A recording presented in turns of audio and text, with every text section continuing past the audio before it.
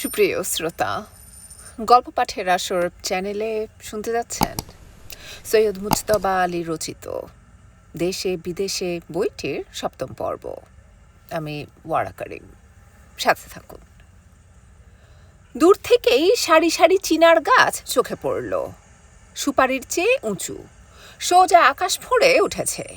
বুক অবধি ডালপাতা নেই, বাকিটুকু মসৃণ ঘন পল্লবে আন্দোলিত। আমাদের বাঁশ পাতার সঙ্গে কচি অশ্বত্থ পাতার সৌন্দর্য মিলিয়ে দিয়ে দীর্ঘ বিনুনির মতো যদি কোনো পল্লবের কল্পনা করা যায়, তবে তাই হয় চিনারের পাতা। কিন্তু তার দেহটির সঙ্গে অন্য কোনো গাছের তুলনা হয় না। ইরানি কবিরা উচ্ছ্বসিত হয়ে শতাব্দীর পর শতাব্দী ধরে তন্নঙ্গী তরুণীর রূপভঙ্গিমা রাগ রঙ্গিমার সঙ্গে চিনারের দেহ সৌষ্ঠবের তুলনা করে এখনও তৃপ্ত হননি। মৃদুমন্দ বাতাসে চিনার যখন তার পা থেকে মাথা পর্যন্ত ধীরে মন্থরে আন্দোলিত করে, তখন রসকসীন পাঠান পর্যন্ত মুগ্ধ হয়ে বারে বারে তার দিকে তাকায়। সুপারির দোলের সঙ্গে এর খানিকটা মিল আছে, কিন্তু সুপারির রং শ্যামলিমাহীন কর্কশ, আর সমস্তক্ষণ ভয় হয় এই বুঝি ভেঙে পড়ল। মনে হয় মানুষ ছাড়া অন্য যে কোনো প্রাণী চিনারের দেহছন্দকে তরুরীর চেয়ে মধুর বলে স্বীকার করবে। বেতারওয়ালা ভারতবর্ষের ইতিহাসের কোনো খবরই রাখেন না। সর্দারজির কাছ থেকে বেশি আশা করাও অন্যায়। কিন্তু তিনিই বললেন নিমলার বাগান আর তাজমহলের বাগান নাকি একই সময়কার। নিমলার বাগানে যে প্রাসাদ ছিল সেটি অভিযান আক্রমণ সহ্য করতে না পেরে অদৃশ্য হয়েছে, কিন্তু সারি বাঁধানো রমণীয় চিনারগুলো নাকি শাহজাহানের হুকুমে পোঁতা। সর্দারজির ঐতিহাসিক সত্যতা এখানে অবশ্য উদ্ভিদবিদ্যা দিয়ে পরখ করে নেবার সম্ভাবনা ছিল, কিন্তু এই অজানা অচেনা দেশে শাহজাহানের তৈরি তাজের কনিষ্ঠ উদ্যানে ঢুকছি কল্পনা করাতে যে সুখ, উদ্ভিদ তত্ত্বের মোহমুদ্গর দিয়ে সে মায়াজাল ছিন্ন করে কি এমন চরম মোক্ষ লাভ। বাগানে আর এমন কিছু চারুশিল্প নেই যে যার কৃতিত্ব শাহজাহানকে দিয়ে দিলে অন্য কারো ভয়ঙ্কর ক্ষতি হবে। আর এই কথাও তো সত্য যে শাহজাহানের আসন উঁচু করার জন্য নিমলার বাগানের প্রয়োজন হয় না। এক তাজই তার পক্ষে যথেষ্ট। তবু স্বীকার করতে হবে, অতি অল্প আয়াসের মধ্যে উদ্যানটি প্রাণাভিরাম। চিনারের সারি, জল দিয়ে বাগান তাজা রাখবার জন্য মাঝখানে নালা আর অসংখ্য নার্গিস ফুলের চারা। নার্গিস ফুল দেখতে অনেকটা রজনীগন্ধার মতো, চারা হুবহু একই রকম, অর্থাৎ টিউবরোজ জাতীয়। গ্রিক দেবতা নার্সিসাস নাকি আপন রূপে মুগ্ধ হয়ে সমস্ত দিন নদীর জলে আপন চেহারার দিকে তাকিয়ে থাকতেন। দেবতারা বিরক্ত হয়ে শেষটায় তাকে নদীর পাড়ের ফুল গাছে পরিবর্তিত করে দিলেন। এখনো নার্সিসাস ফুল, ফার্সিতে নার্গিস, ঠিক তেমনি নদীর জলে আপন ছায়ার দিকে মুগ্ধ নয়নে তাকিয়ে থাকে। সন্ধ্যা কাটল নালার পাড়ে, নার্গিস বনের একপাশে, চিনার মর্মরের মাঝখানে। সূর্যাস্তের শেষ আভাটুকু চিনার পল্লব থেকে মুছে যাওয়ার পর ডাকবাংলোর খানসামা আহার দিয়ে গেল। খেয়ে দে সেখানেই চারপাই আনিয়ে শুয়ে পড়লুম। শেষ রাত্রে ঘুম ভাঙল অপূর্ব মাধুরীর মাঝখানে। হঠাৎ শুনি নিতান্ত কানের পাশে জলের কুলকুল শব্দ, আর আমার সর্বদেহ জড়িয়ে নাক মুখ ছাপিয়ে কোন অজানা সৌরভ সুন্দরীর মধুর নিঃশ্বাস। শেষ রাত্রে নৌকা যখন বিল ছেড়ে নদীতে নামে, তখন যেমন নদীর কুলকুল শব্দে ঘুম ভেঙে যায়। জানলার পাশে শিউলি গাছ থাকলে শরতের অতি ভোরে যেরকম তন্দ্রা ছুটে যায়, এখানে তাই হলো, কিন্তু দুয়ে মিলে গিয়ে। এই সঙ্গীত বহুবার শুনেছি, কিন্তু তার সঙ্গে এহেন সৌরভ সোহাগ জীবনে আর কখনো পাইনি। সেই আধা আলো অন্ধকারে চেয়ে দেখি দিনের বেলার শুকনো নালা জলে ভরে গিয়ে দুই কুল ছাপিয়ে নার্গিসের পা ধুয়ে ছুটে চলেছে। বুঝলুম, নালার উজানে দিনের বেলায় বাঁধ দিয়ে জল বন্ধ করা হয়েছিল। ভোরের আজানের সময় নিমলার বাগানের পালা। বাঁধ খুলে দিতেই নালা ছাপিয়ে জল ছুটেছে। তারই পরশে নার্গিস নয়ন মেলে তাকিয়েছে, এর গান ওর সৌরভে মিশে গিয়েছে। আর যে চিনারের পদপ্রান্তে উভয়ের সঙ্গীত সৌরভ উচ্ছ্বসিত হয়ে উঠেছে, সে তার মাথা তুলে দাঁড়িয়ে আছে প্রভাত সূর্যের প্রথম রশ্মির নবীন অভিষেকের জন্য। দেখতে না দেখতে চিনার সোনার মুকুট পরে নিল। পদপ্রান্তে পুষ্পবনের গন্ধ ধূপে বৈতালিক মুখরিত হয়ে উঠল। এদিন আজি কোন ঘরে গো খুলে দিল দ্বার, আজি প্রাতে সূর্য ওঠা সফল হলো কার।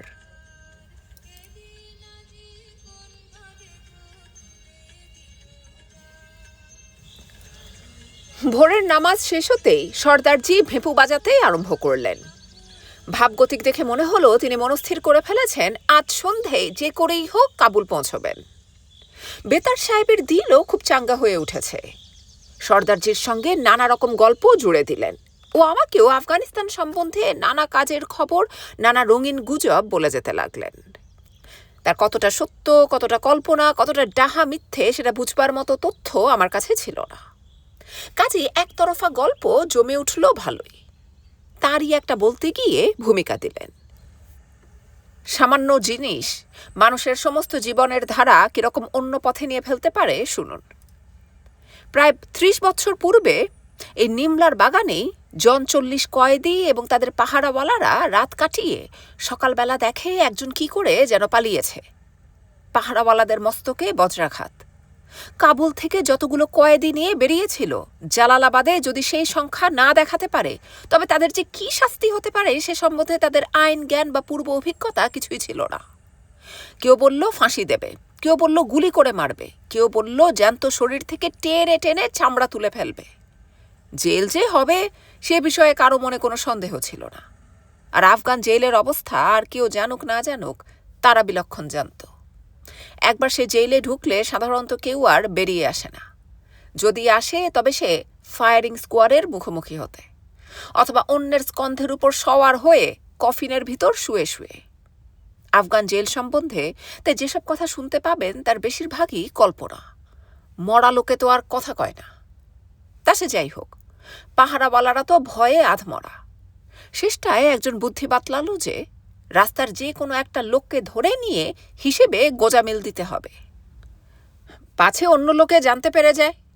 তাই তারা সাত তাড়াতাড়ি নিমলার বাগান ছেড়ে রাস্তায় বেরোলো। চতুর্দিকে নজর, কাউকে যদি একাকী পায় তবে তাকে দিয়ে কাজ হাসিল করবে। ভোরের অন্ধকার তখনও কাটেনি। এক হতভাগা গ্রামের রাস্তার পাশে প্রয়োজনীয় কর্ম করতে এসেছিল। তাকে ধরে শিকল পরিয়ে নিয়ে চলল আর সকলের সঙ্গে জালালাবাদের দিকে।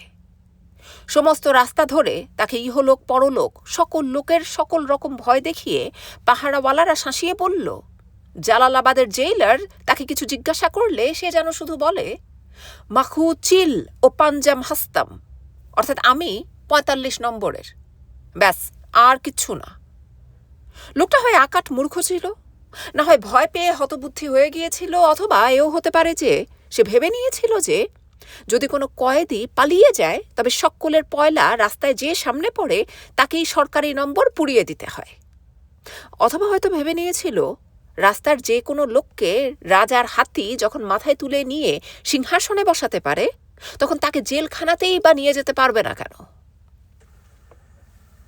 বেতারবাণী বললেন, গল্পটা আমি কম করে জন 5 মুখে শুনেছি। ঘটনাগুলোর বর্ণনায় বিশেষ ফেরফার হয় না, কিন্তু ওই হতভাগা কেন যে জালালাবাদের জেলারের সামনে সমস্ত ঘটনাটা খুলে বলবার চেষ্টা একবারও করল না, সেই বিচিত্র। সর্দারজি শুধালেন, অন্য কয়েদিরাও চুপ করেছিল? বেতারওয়ালা বললেন, তাদের চুপ করে থাকার প্রচুর কারণ ছিল। সবকটা কয়েদিই ছিল একই ডাকাত দলের, তাদেরই একজন পালিয়েছে। অন্য সকলের ভরসা সে যদি বাইরে থেকে তাদের জন্য কিছু করতে পারে। তার পালানোতে অন্য সকলের যখন স্বর ছিল তখন তারা কিছু বললে তো তাকে ধরিয়ে দেবারই সুবিধে করে দেওয়া হতো। তা সে যাই হোক, সেই হতভাগা তো জালালাবাদের জাহান্নামে গিয়ে ঢুকল। কিছুদিন যাওয়ার পর আর 5 জনের সঙ্গে কথাবার্তা বলে বুঝতে পারল কি বোকামি সে করেছে। তখন একে ওকে বলে আলা হজরত বাদশার কাছে সমস্ত ব্যাপারের বর্ণনা দিয়ে সে দরখাস্ত পাঠাবার চেষ্টা করল। কিন্তু জালালাবাদের জেইলের দরখাস্ত সহজে হুজুরের কাছে পৌঁছয় না। জেইলারও ভয় পেয়ে গিয়েছে। ভালো করে শনাক্ত না করে বেকসুর লোককে জেলে পোড়ার সাজাও হয়তো তার কপালে আছে, অথবা হয়তো ভেবেছে সমস্তটাই গাঁজা, কিংবা ভেবেছে জেইলের আর 5 জনের মতো এরও মাথা খারাপ হয়ে গিয়েছে। জালালাবাদের জেলের ভিতর কাগজ কলমের ছড়াছড়ি নয়, অনেক ঝুলোঝুলি করে সে দরখাস্ত লেখায়। তারপর সে দরখাস্তের কি গতি হয় তার খবর পর্যন্ত বেচারির কানে এসে পৌঁছয় না। বিশ্বাস করবেন না, এই করে করে 1 মাস নয়, 2 মাস নয়, 1 বৎসর নয়, 2 বৎসর নয়, ঝাড়া 16টি বৎসর কেটে গিয়েছে। তার তখন মনের অবস্থা কি হয়েছে বলা কঠিন। তবে আন্দাজ করা বোধহয় অন্যায় নয় যে সে তখন দরখাস্ত পাঠানোর চেষ্টা ছেড়ে দিয়েছে। এমন সময় তামাম আফগানিস্তান জুড়ে খুব বড় একটা খুশির জশন মানে পর্ব উপস্থিত হলো। মইনুস সুলতানের মানে যুবরাজের শাদী অথবা তার প্রথম ছেলে জন্মেছে। আমির হাবিবুল্লাহ খুশির জোশে অনেক দান খয়রাত করলেন ও সে খয়রাতির বারসাত রুখা সুখা জেলগুলোতেও পৌঁছল। শীতকাল, আমির তখন জালালাবাদে। ফরমান বেরোলো, জালালাবাদের জেইলার যেন তাবুত কয়েদিকে হুজুরের সামনে হাজির করে। হুজুর তার বেহাদ মেহরবানি ও মহব্বতের তোড়ে বেএখতিয়ার হয়ে হুকুম দিয়ে ফেলেছেন যে খুদ তিনি হরেক কয়েদির ফরিয়াদ তাকলিফের খানা তল্লাশি করবেন। বিস্তর কয়েদি খালাস পেল, তারও বেশি কয়েদির মেয়াদ কমিয়ে দেওয়া হলো। করে করে শেষটায় নিমলার সেই হতভাগা হুজুরের সামনে এসে দাঁড়ালো। হুজুর শুধালেন, তু কিস্তি মানে তুই কে? সে বলল, মাখু চিল ও পাঞ্জাম হাস্তাম, অর্থাৎ আমি তো 45 নম্বরের। হুজুর যতই তার নাম ধাম কসুর সাজার কথা জিজ্ঞাসা করেন, সে ততই বলে যে সে শুধু 45 নম্বরের, ওই এক বুলি, এক জিগের। হুজুরের সন্দেহ হলো লোকটা বুঝি পাগল। ঠাউর করবার জন্য অন্য নানা রকমের কঠিন কঠিন প্রশ্ন জিজ্ঞাসা করা হলো। সূর্য কোন দিকে ওঠে, কোন দিকে অস্ত যায়, মা ছেলেকে দুধ খাওয়ায় না ছেলে মাকে। সব কথা ঠিক ঠিক উত্তর দেয়, কিন্তু তার নিজের কথা জিজ্ঞেস করলেই বলে, আমি তো 45 নম্বরের। 16 বছর ওই মন্ত্র জপ করে করে তার বিশ্বাস হয়ে গিয়েছে তার নাম নেই, ধাম নেই, শাকিন ঠিকানা নেই, তার পাপ নেই, পুণ্য নেই, জেলের ভিতরের বন্ধন নেই, বাইরের মুক্তিও নেই। তার সম্পূর্ণ অস্তিত্ব, তার সর্বৈব সত্তা ওই এক মন্ত্রে, আমি 45 নম্বরের। শত দোষ থাকলেও আমির হাবিবুল্লাহর একটা গুণ ছিল, কোনো জিনিসের খেই ধরলে তিনি জট না ছাড়িয়ে সন্তুষ্ট হতেন না। শেষটায় সেই ডাকাতদের যে 2-1 জন তখনও বেঁচে ছিল, তারাই রহস্যের সমাধান করে দিল। শুনতে পাই খালাস পাওয়ার পরও বাকি জীবন সে ওই 45 নম্বরের ভানুমতি কখনো কাটিয়ে উঠতে পারেনি। গল্প শুনে আমার সর্বশরীর কাঁটা দিয়ে উঠল। পরিপক্ক বৃদ্ধ সর্দারজির মুখে শুধু আল্লাহ মালিক, খুদা বাঁচানেওয়ালা। ততক্ষণে চড়াই আরম্ভ হয়ে গিয়েছে। কাবুল যেতে হলে যে 7-8 হাজার ফুট পাহাড় চড়তে হয়, নিমলার কিছুক্ষণ পরেই তার আরম্ভ। সিলেট থেকে যারা শিলং গিয়েছেন, দেরাদুন থেকে মসৌরি কিংবা মহাবলেশ্বরের কাছে পশ্চিমঘাট উত্তীর্ণ হয়েছেন, তাদের পক্ষে এরকম রাস্তার চুলের কাঁটার বাঁক, হাঁসুলি চাকের মোড় কিছু নূতন নয়। নূতনত্বটা হচ্ছে যে এ রাস্তা কেউ মেরামত করে দেয় না, এখানে কেউ রেলিং বানিয়ে দেয় না, হরেক রকম সাইনবোর্ড দুদিকের পাহাড়ে সেঁটে দেয় না। বিশেষ সংকীর্ণ সংকট পেরোবার জন্য সময় নির্দিষ্ট করে দুদিকের মোটর আটকানো হয় না। মাটি ধসে রাস্তা যদি বন্ধ হয়ে যায়, তবে যতক্ষণ না জন আষ্টেক ড্রাইভার আটকা পড়ে আপন আপন শাবল দিয়ে রাস্তা সাফ করে নেয়, ততক্ষণ পর্যন্ত পণ্ডিত মশাইয়ের রাধে গো ব্রজসুন্দরী পার করো বলা ছাড়া অন্য কিছু করবার নেই। যারা শীতকালে এ রাস্তা দিয়ে গিয়েছেন, তাদের মুখে শুনেছি যে রাস্তার বরফও নিজেদের সাফ করতে হয়। অবশ্য বরফ সাফ করাতে আভিজাত্য আছে।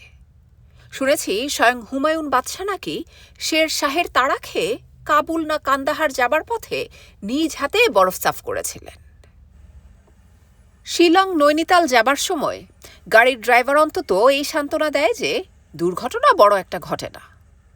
এখানে যদি কোনো ড্রাইভার এরকম কথা বলে, তবে আপনাকে শুধু দেখিয়ে দিতে হবে রাস্তার যে কোনো এক পাশে 1000 ফুট গভীর খাদে দুর্ঘটনায় অপমৃত দুটো একটা মোটর গাড়ির কঙ্কাল। মনে পড়ছে কোন এক হিল স্টেশনের চড়াইয়ের মুখে দেখেছিলুম ড্রাইভারদের বুকে যমদূতের ভয় জাগাবার জন্য রাস্তার কর্তা ব্যক্তিরা একখানা ভাঙা মোটর ঝুলিয়ে রেখেছেন। নিচে বড় বড় হরপে লেখা, সাবধানে না চললে এই অবস্থা তোমারও হতে পারে। কাবুলের রাস্তার মুখে সেরকম ব্যাপক কোনো বন্দোবস্তের প্রয়োজন হয় না। চোখ খোলা রাখলে দুদিকে বিস্তর প্রাঞ্জল উদাহরণ দেখতে পাওয়া যায়। সবচেয়ে চিত্তির যখন হঠাৎ বাঁক নিয়ে সামনে দেখতে পাবেন ৮ মাইল লম্বা উটের লাইন। একদিকে পাহাড়ের গা, আরেকদিকে ১০০০ ফুট গভীর খাদ, মাঝখানে গাড়ি বাদ দিয়ে রাস্তার ক্লিয়ারিং ১ হাত। তার ভেতর দিয়ে নড়বড়ে উট দূরের কথা, শান্ত গাধাও পেরোতে পারে না। চওড়া রাস্তার আশায় ৮ মাইল লম্বা উটের সারিকে পিছু ঠেলে নিয়ে যাওয়াও অসম্ভব। তখন গাড়ি ব্যাক করে চলে উল্টো দিকে।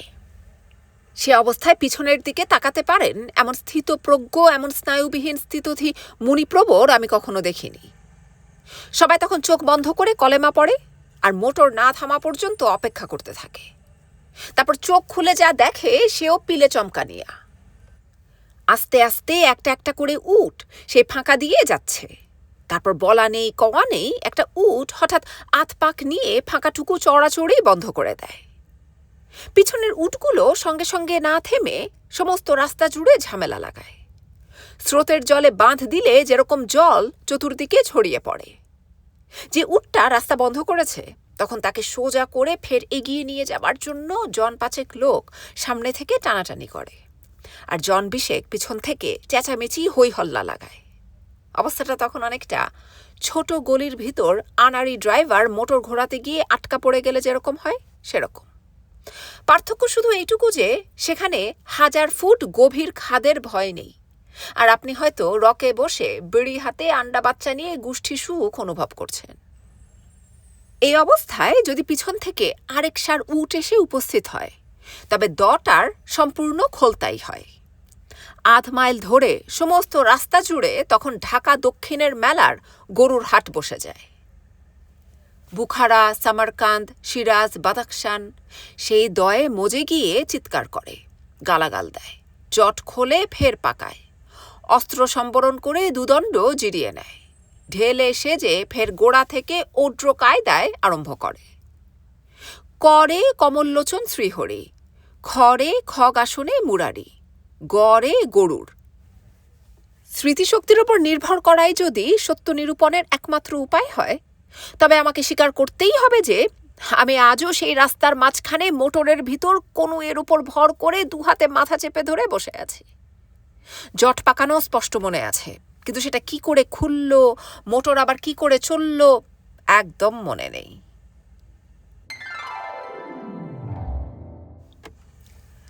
ফ্রান্সের বেতারবাণী আরম্ভ হয় ইসিপারি অর্থাৎ হেথায় প্যারিস দিয়ে। কাবুল ইউরোপীয় কোনো জিনিস নকল করতে গেলে ফ্রান্সকে আদর্শরূপে মেনে নেয় বলে কাবুল রেডিও ২ সন্ধ্যা আপন অভিজ্ঞান বাণী প্রচারিত করে ইনজা কাবুল অর্থাৎ হেথায় কাবুল বলে।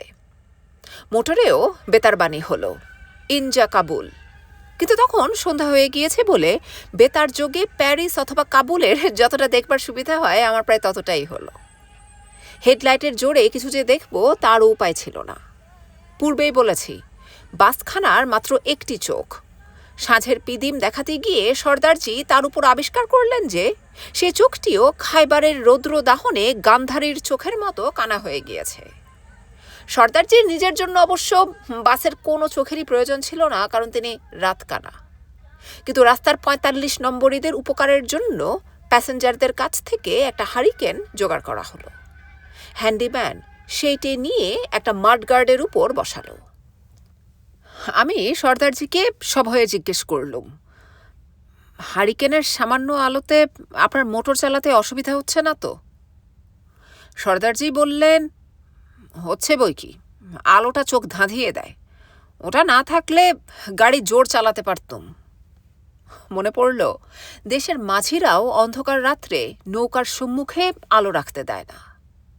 কিন্তু ভাগ্যবিধাতা অন্ধ হওয়া সত্ত্বেও তো কবি তাঁরই হাতে গোটা দেশটার ভার ছেড়ে দিয়ে গেছেন। পতন অভ্যুদয় বন্ধুর পন্থা যুগ যুগ ধাবিত যাত্রী, হে চিরসারথি তব রথচক্রে মুখরিত পথদিন রাত্রি। কিন্তু কবির তুলনায় দার্শনিক ঢের বেশি হুঁশিয়ার হয়। তাই বোধহয় কবির হাতে রাষ্ট্রের কী দুরবস্থা হতে পারে তারই কল্পনা করে প্লেটো তার আদর্শ রাষ্ট্র থেকে ভালো মন্দ সব কবিকে অবিচারে নির্বাসন দিয়েছিলেন। এসব তত্ত্বচিন্তা না করা ছাড়া অন্য কোনো উপায় ছিল না। যদিও কাবুল উপত্যকার সমতল ভূমি দিয়ে তখন গাড়ি চলেছে, তবু দুটো একটা মোড় সবসময়ই থাকার কথা। সেসব মোড় নেবার সময় আমি ভয়ে চোখ বন্ধ করছিলাম, এবং সেই খবরটি সর্দারজিকে দেওয়াতে তিনি যা বললেন তাতে আমার ডর ভয় সব কেটে গেল। তিনি বললেন, আম্মও চোখ বন্ধ করি। শুনে আমি যা চোখ বন্ধ করলুম তার সঙ্গে গান্ধারীর চোখ বন্ধ করার তুলনা করা যায়। সে যাত্রা যে কাবুলে পৌঁছতে পেরেছিলুম তার একমাত্র কারণ বোধহয় এই যে রগে উপন্যাসের গোয়েন্দা শত বিপদেও মরে না। ভ্রমণ কাহিনী লেখকের জীবনেও সেই সূত্র প্রযোজ্য। গুমরুক বা কাস্টম হাউস তখন বন্ধ হয়ে গিয়েছে। বিছানাখানা পর্যন্ত ছাড়ল না।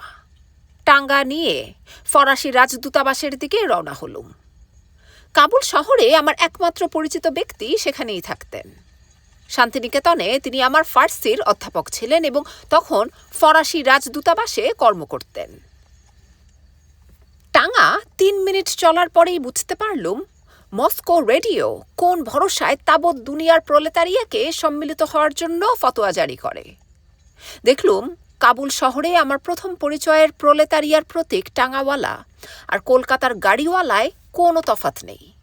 আমাকে উজবুক পেয়ে সে তার কর্তব্য শেয়ালদার কাপ্তেনদের মতো তখনই স্থির করে নিয়েছে। বেতারওয়ালা তাকে পই পই করে বুঝিয়ে দিয়েছিলেন ফরাসি দূতাবাসে কি করে যেতে হয়। সেও বারবার চাশম বাসের ও চাশম, অর্থাৎ আমার মাথার দিব্যি, আপনার তামিল এবং হুকুম আমার চোখের জ্যোতির ন্যায় মূল্যবান ইত্যাদি শপথ কসম খেয়েছিল। কিন্তু কাজের বেলায় 2 মিনিট যেতে না যেতেই সে গাড়ি দাঁড় করায় এবং বেছে বেছে কাবুল শহরের সবচেয়ে আকাট মূর্খকে জিজ্ঞাসা করে ফরাসি দূতাবাসে কি করে যেতে হয়। অনেকে অনেক উপদেশ দিলেন। এক গুণী শেষটায় বললেন, ফরাসি রাজদূতাবাস সে তো প্যারিসে, যেতে হলে। আমি বাধা দিয়ে বললুম, বোম্বাই গিয়ে জাহাজ ধরতে হয়। চলো হে টাঙ্গাওয়ালা, পেশোয়ার অথবা কান্দাহার চলো, যেটা কাছে পড়ে, সেখান থেকে বোম্বাই। টাঙ্গাওয়ালা ঘোরেল, বুঝল, বাঙাল বলিয়া করিও না হেলা, আমি ঢাকার বাঙাল নহি গো। তখন সে লাবি দরিয়া দেহ আফগানান শহর আড়া হয়ে ফরাসি রাজদূতাবাসে পৌঁছল। কাবুল শহর ছোট, কম করে 3 বার সে আমাকে ওই রাস্তা দিয়ে আগেই নিয়ে গিয়েছে। চতুর্দিকে পাহাড়, এর চেয়ে প্যাঁচালো কেপ অফ গুড হোপ চেষ্টা করলেও হয় না। আমি কিছু বললে এতক্ষণ ধরে সে এমন ভাব দেখাচ্ছিল যে আমার কাঁচা ফার্সি সে বুঝতে পারে না। এবার আমার পালা। ভাড়া দেবার সময় সে যতই নানা রকম যুক্তিতর্ক উত্থাপন করে আমি ততই বোকার মতো তার দিকে ফ্যাল ফ্যাল করে তাকাই আর একঘেয়ে আলোচনায় নূতনত্ব আনবার জন্য তার খোলা হাত থেকে আমারই দেওয়া 2-4 আনা কমিয়ে নিই। সঙ্গে সঙ্গে আমার ভাঙা ফার্সিকে একদম ক্ষুদ্র বানিয়ে দিয়ে মাথা দুলিয়ে দুলিয়ে বলি, বুঝেছি বুঝেছি, তুমি ইমানদার লোক, বিদেশি বলে না জেনে বেশি দিয়ে ফেলেছি, অত বেশি তুমি নিতে চাও না। মাশাল্লাহ, সুবহান আল্লাহ, খোদা তোমার জিন্দেগি দারাজ করুন। তোমার বেটা বেটির। পয়সা সরালেই সে আর্তকণ্ঠে চিৎকার করে ওঠে, আল্লাহ রসুলের দোহাই কাড়ে আর ইমান ইনসাফ সম্বন্ধে সাদি রুমির বয়াত আওড়ায়। এমন সময় অধ্যাপক বাগদানাফ এসে সবকিছু রফারফি করে দিলেন। যাবার সময় সে আমাকে আরেক দফা তীক্ষ্ণ দৃষ্টি দিয়ে আমার মাথা থেকে পা পর্যন্ত মেপে নিয়ে অত্যন্ত মোলায়েম ভাষায় শুধালো, আপনার দেশ কোথায়? বুঝলুম গয়ার পাণ্ডার মতো, ভবিষ্যৎ সতর্কতার জন্য। কে বলে বাঙালিহীন? আমরা হেলায় লঙ্কা করিনি জয়।